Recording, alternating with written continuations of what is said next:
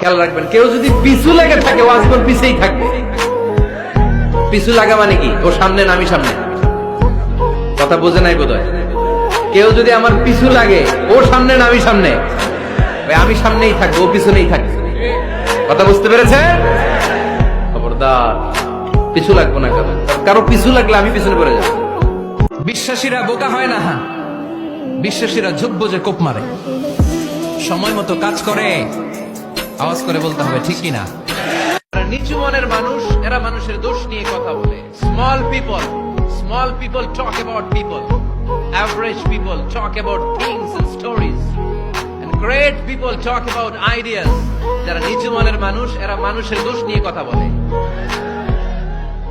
যারা মাঝারি ধরনের মানুষ, এরা এলাকার ঘটনা বিভিন্ন বিষয় নিয়ে কথা বলে। আর যারা বড় মনের মানুষ, এরা আইডিয়া নিয়ে কথা বলে।